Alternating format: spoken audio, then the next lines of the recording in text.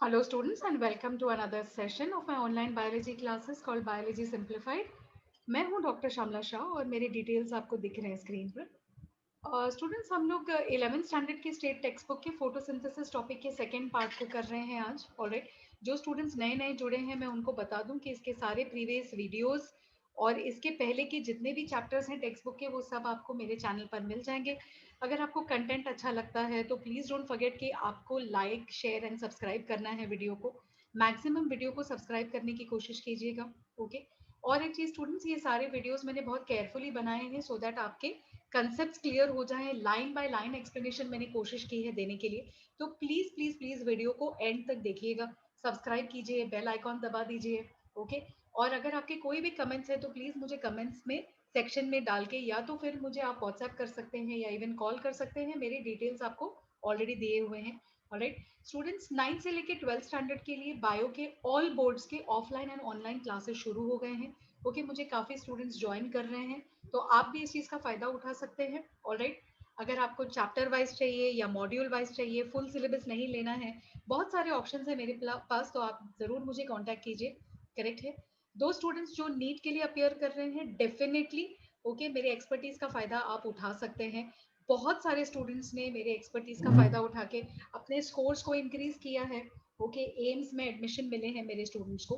तो अगर आपको इंटरेस्ट है, रियली आपको मेडिकल प्रोफेशनल बनना है, तो प्लीज डू कंसिडर कि आप मुझे कांटेक्ट कीजिए फॉर नीट। करेक्ट है। Okay, let's continue students. तो हम लोग अब्जॉर्प्शन स्पेक्ट्रम जो है उसको डिसाइड मतलब डिकोड कर रहे थे, राइट। अब लास्ट टाइम मैंने यहाँ पे एंड किया था लेकिन इस डायग्राम को हमने नहीं देखा था। ठीक है, तो अभी हम स्टार्ट करते हैं नेचर ऑफ लाइट। सॉरी, हमने यहाँ पे एंड किया था, तो अभी कंटिन्यू करते हैं नेचर ऑफ लाइट, राइट। तो लास्ट टाइम मैंने थोड़ा सा टाइम ज्यादा दिया था इंट्रोडक्शन में, क्योंकि मुझे लगा कि कुछ की कंसेप्ट्स हैं जो आपको क्लैरिटी के साथ समझना जरूरी है। ओके, अभी हम नॉर्मल स्पीड पे जाएंगे, ठीक है, और स्टार्ट करते हैं। लेट्स डिस्कस कि लाइट जो है, ओके, इसका नेचर क्या है, राइट। अभी आप बचपन से पढ़ते आ रहे हैं कि लाइट जो है ये एनर्जी का ही एक प्रकार है, राइट।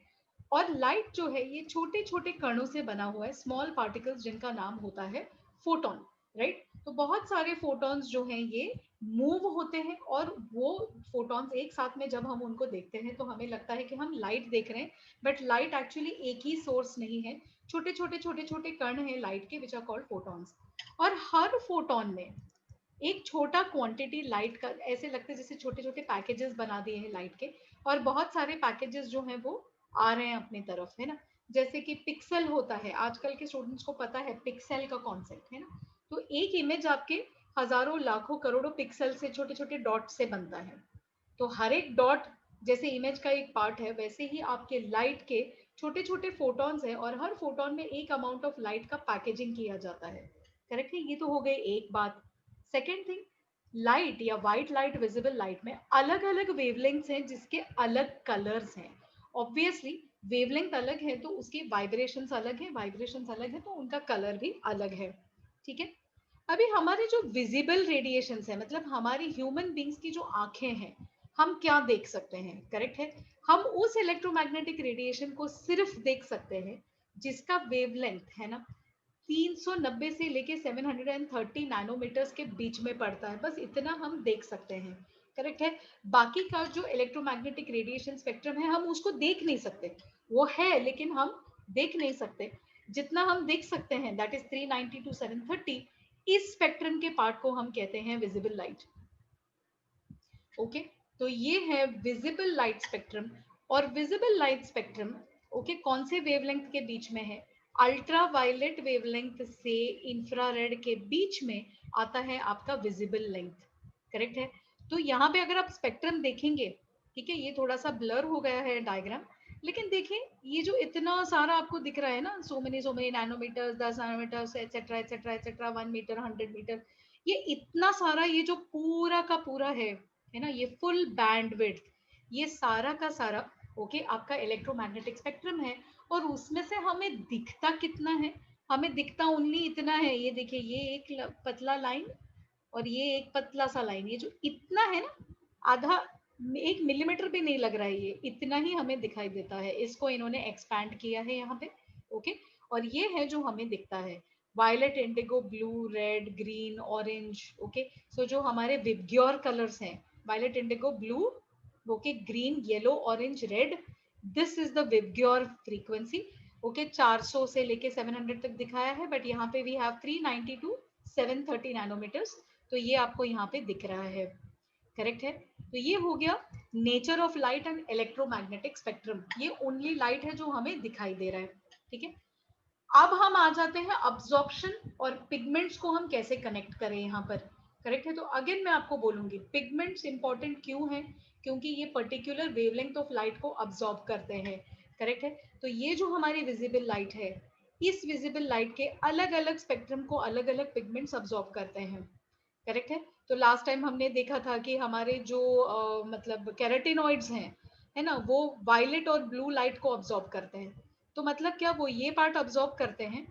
ठीक है, इसीलिए वो दिखते ये पार्ट के हैं, है ना। ये सारा लाइट उन्होंने अब्जॉर्ब कर लिया, तो पूरी जो व्हाइट लाइट आ रही है वो तो सारे के सारे रेडिएशंस उसके ऊपर पड़ रहे हैं, लेकिन वो अब्जॉर्ब कौन सा कर रहा है, ओनली यहाँ से यहाँ तक। तो बचता क्या है, ये वाली फ्रीक्वेंसी। इसीलिए कैरोटेनॉइड्स येलो, रेड, ऑरेंज ऐसे दिखते हैं। समझ में आ रही है बात? ओके, तो इसको भी थोड़ा सा और प्रॉपरली देख लेते हैं। Absorption and what is called as action spectrum. Correct है, तो जितने भी पिगमेंट्स हैं आपके क्लोरोप्लास्ट के, अभी क्लोरोप्लास्ट के पिगमेंट्स मैं बोलूंगी तो सब याद करने का, हाँ, कैरोटेनॉइड्स भी, क्लोरोफिल ए, क्लोरोफिल बी, सब कुछ।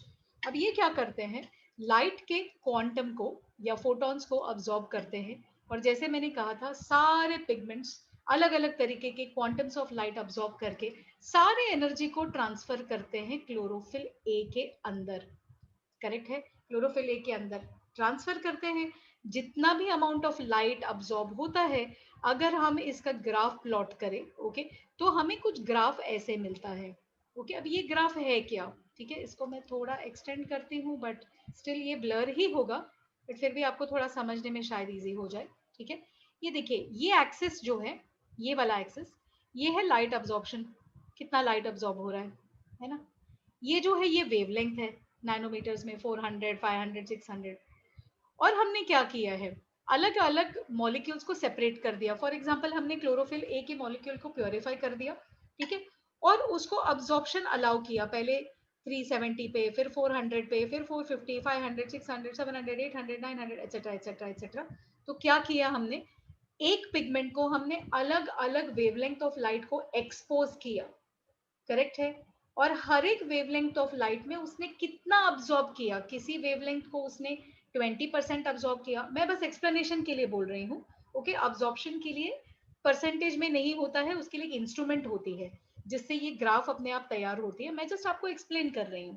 करेक्ट, तो जैसे मैंने सपोज 350 समझ लें कि ये 350 या 370 नैनोमीटर्स है, क्लोरोफिल ए ने समझिए अराउंड 30% जो है उतना ही लाइट अब्सॉर्ब किया 370 वाले वेवलेंथ का।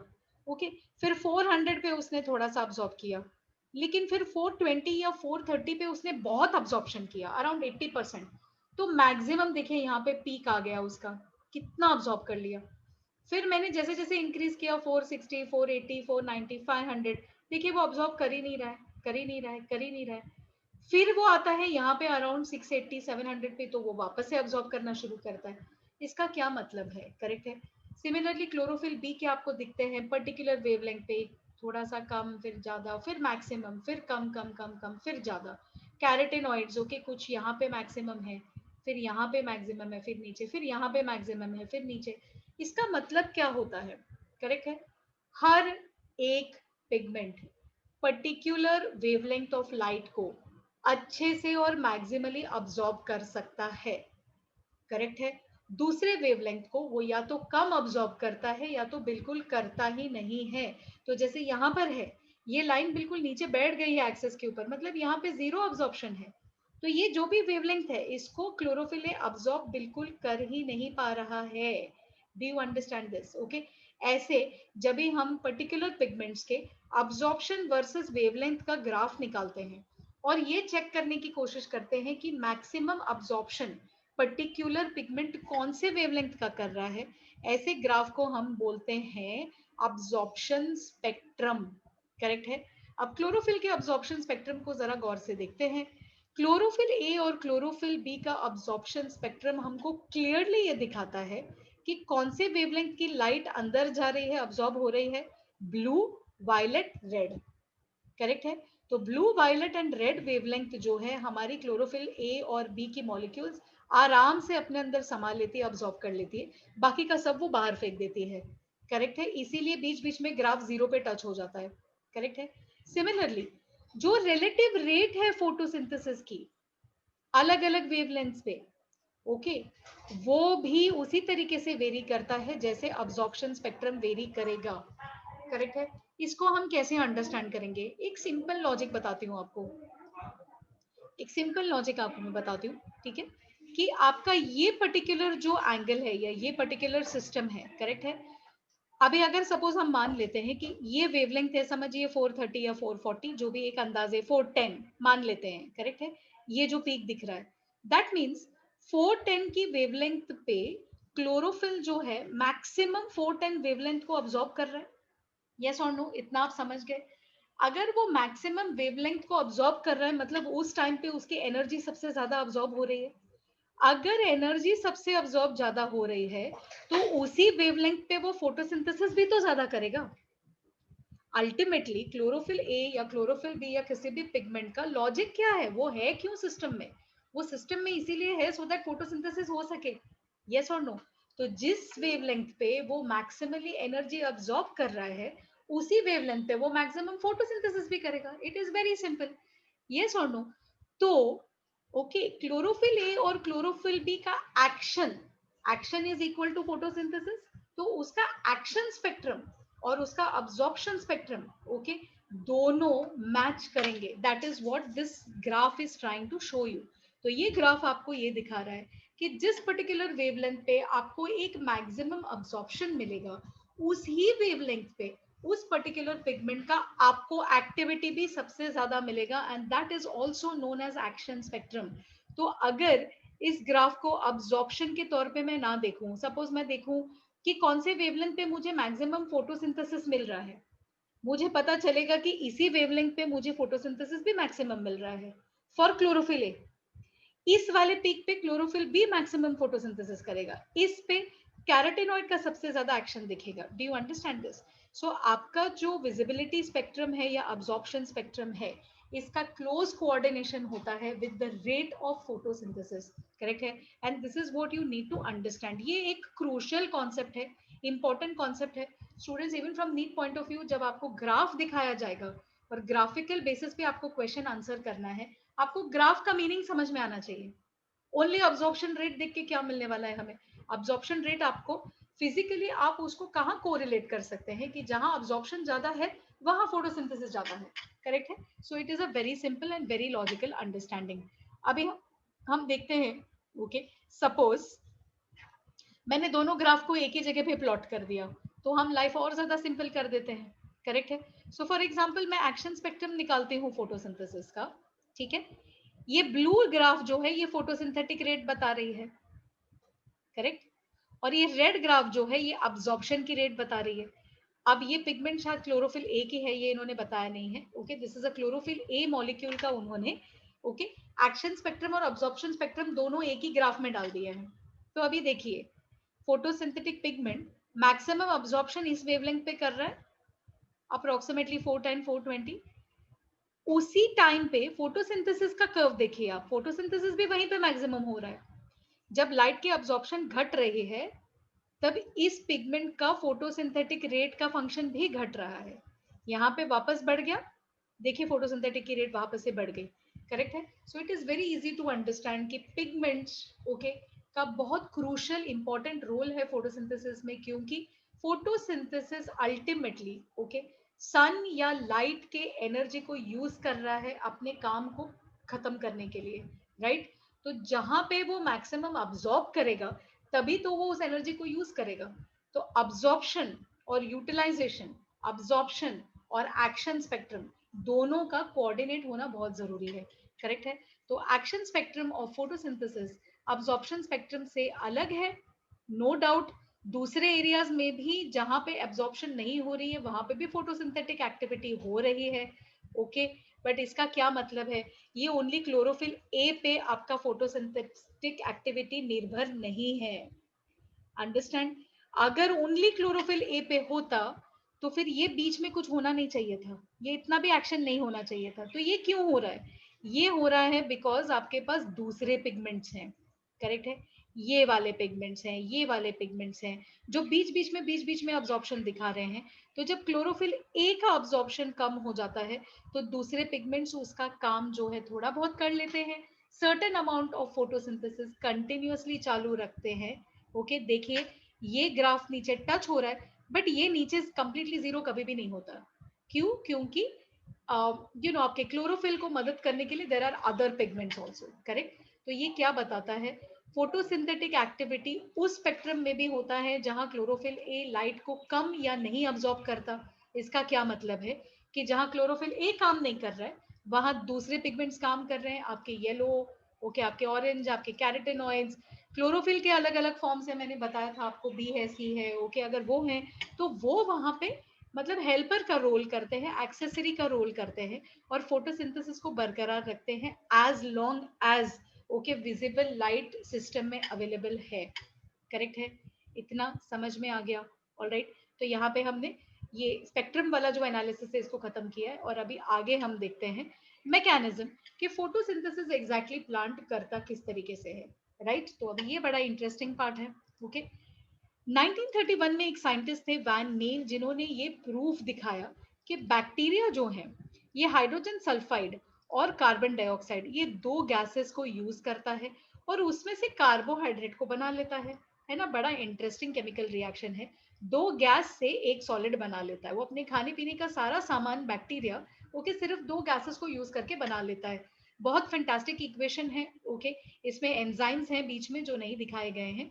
तो carbon dioxide plus hydrogen sulphide आपको देते हैं ग्लूकोज, पानी और एलिमेंटल सल्फर। ओके, ये जो नीचे का साइन है ये है प्रेसिपिटेटेड सल्फर। तो सल्फर के जो ग्रैन्यूल्स हैं वो प्रेसिपिटेट हो जाते हैं। करेक्ट है? तो ये बहुत ही यूनिक रिएक्शन है जो ओनली बैक्टीरिया में दिखते हैं। राइट, और इनको अंजाम दिया जाता है with the help of enzymes.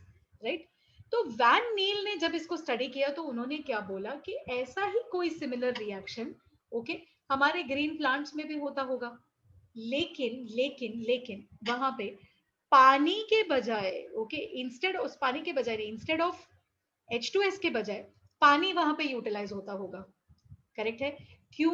क्योंकि H2S जो है ये ज्यादातर एनारोबिक ऑर्गेनिजम्स यूटिलाइज करते हैं जैसे कि बैक्टीरिया, बट हमारे प्लांट्स तो एरोबिक है। तो ये क्या करते होंगे, पानी को यूज करते होंगे और यहाँ पे H2S जब ब्रेक होता है तो इधर सल्फर रिलीज होता है। तो अगर यहाँ पानी ब्रेक होगा तो फिर ऑक्सीजन रिलीज होगा सल्फर के बजाय, है ना? तो इन्होंने एक बहुत मतलब बहुत ही अच्छा लॉजिक लगाया और उन्होंने बोला कि बैक्टीरिया पे स्टडी करके उन्होंने ये कंपैरिजन निकाला और बोला क्योंकि प्लांट्स में भी ऐसा कुछ होता होगा, लेकिन okay instead of hydrogen sulphide वहां पानी यूज हो रहा है और सल्फर के जगह बन रहा है ऑक्सीजन, है ना? बाद में आए एक साइंटिस्ट रूबेन, इन्होंने इनकी जो थियरी थी, जो पॉस्टुलेशन थी, उसको उन्होंने कंफर्म किया क्लोरेला स्पीशीज को यूज करके। करेक्ट है? उन्होंने क्या किया, पानी को उन्होंने रेडियो एक्टिवली लेबल किया। Instead of normal oxygen use करने के बजाय रेडियो एक्टिव हैवी आइसोटोप जो है 18 ऑक्सीजन, उसको यूज किया और इस ऑक्सीजन के साथ में उन्होंने फोटोसिंथेटिक प्रोसेस को स्टडी किया। ठीक है? अभी हमें पता है कि एंड ऑफ फोटोसिंथेसिस में ऑक्सीजन इवॉल्व होती है, तो उस ऑक्सीजन को उन्होंने पिकअप करके स्टडी किया और देखा कि वो ऑक्सीजन भी 18 वाली ऑक्सीजन थी। बट 18 वाली ऑक्सीजन तो हमने सिर्फ इसमें डाला था, CO2 में तो 18 वाली ऑक्सीजन नहीं है, नॉर्मल ऑक्सीजन है। तो इसका क्या लॉजिक हुआ कि दैट मीन्स प्लांट्स डेफिनेटली पानी के ही मॉलिक्यूल को तोड़ रहे हैं, उसके हाइड्रोजन को यहाँ यूटिलाइज कर रहे हैं और ग्लूकोज बना रहे हैं, और बाकी का जो ऑक्सीजन बचता है उसको रिलीज किया जाता है in the form of molecular oxygen. Correct है? तो ये जो स्टडीज हुई आगे जाके ओके वैन नील की हाइपोथेसिस प्रूव हो गई। ऑलराइट, और इससे हमें एक जनरल इक्वेशन मिला फोटोसिंथेसिस का जो हम पढ़ाते हैं। ओके, जिसमें हमें पता है कि ऑक्सीजन जो है, द ऑक्सीजन जो रिलीज होता है फोटोसिंथेसिस में उसका स्रोत क्या है, पानी। और ग्रीन प्लांट्स दो इनऑर्गेनिक केमिकल्स CO2 और पानी को लेकर के ग्लूकोज का सिंथेसिस करते हैं। करेक्ट है?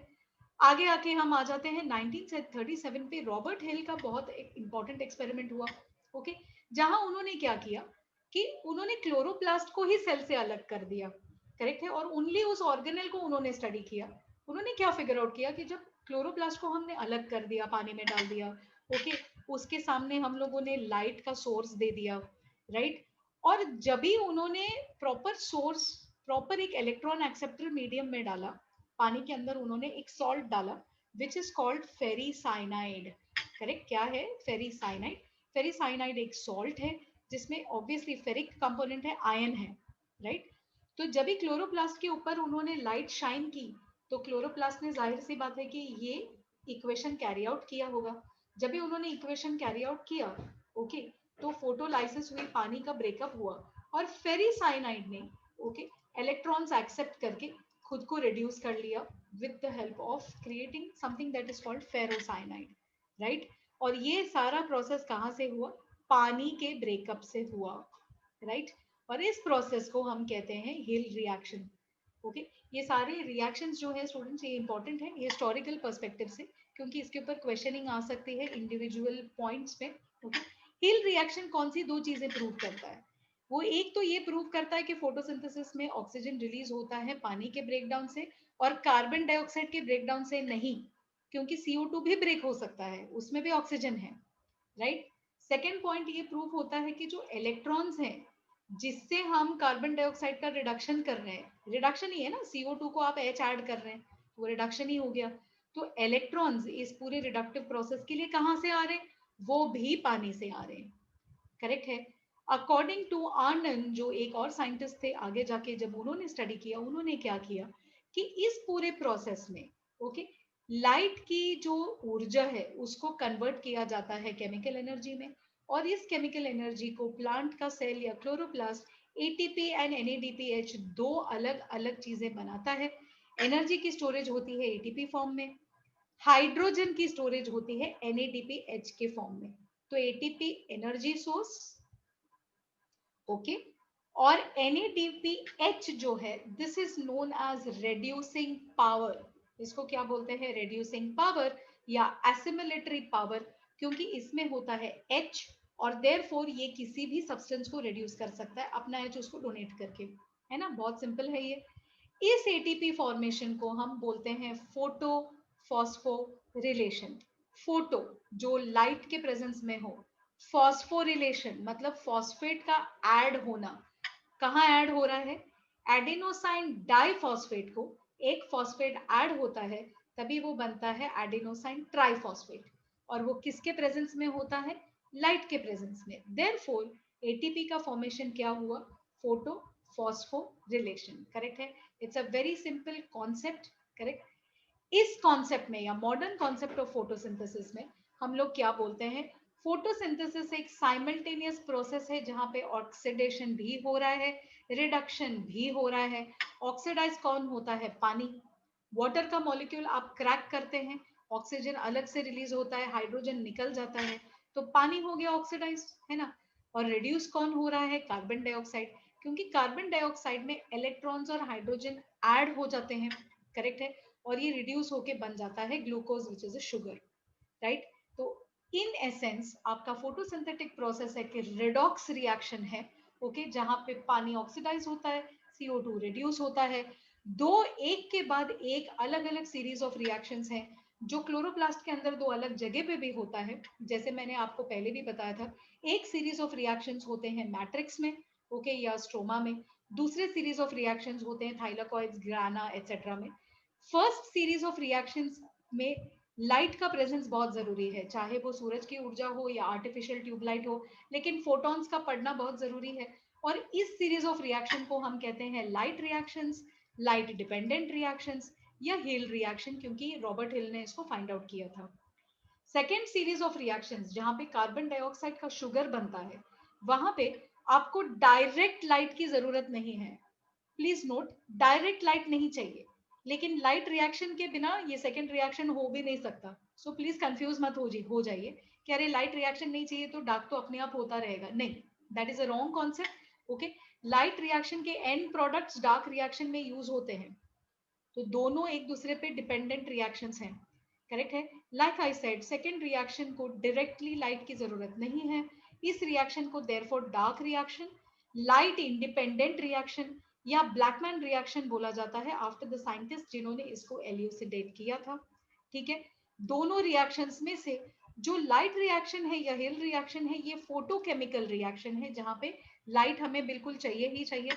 सेकेंड जो रिएक्शन है, जो ब्लैकमैन रिएक्शन है, वो एक बायोकेमिकल रिएक्शन है जहां डायरेक्ट लाइट की जरूरत नहीं है, लेकिन लाइट रिएक्शन के एंड प्रोडक्ट्स चाहिए, हमें स्पेसिफिक एंजाइम्स चाहिए, ओके, हमें बहुत सारी एनर्जी की जरूरत पड़ती है, और ये रिएक्शन जो है ये स्ट्रोमा में होता है, करेक्ट है। तो यहाँ तक हमने इस कॉन्सेप्ट को कंप्लीट किया है और आगे नेक्स्ट वीडियो में हम एक्चुअल लाइट रिएक्शन शुरू करेंगे। Okay, so I am going to end this video here students, thank you for watching. Please subscribe करना मत भूलिए, शेयर करना मत भूलिए, और जैसे मैंने कहा था क्लासेस ऑलरेडी अवेलेबल है, प्लीज उसका फायदा उठाइए। अगर आपको मार्क्स में इंप्रूवमेंट करना है, it's a definite guaranteed result. And plus NEET के स्टूडेंट्स डेफिनेटली मुझे कांटेक्ट कीजिए, आपके लिए बहुत सारे अलग अलग मॉड्यूल्स हैं, तो कांटेक्ट कीजिए। ओके, अगर आपको स्कोर्स इंप्रूव करना है। Thank you very much and keep watching.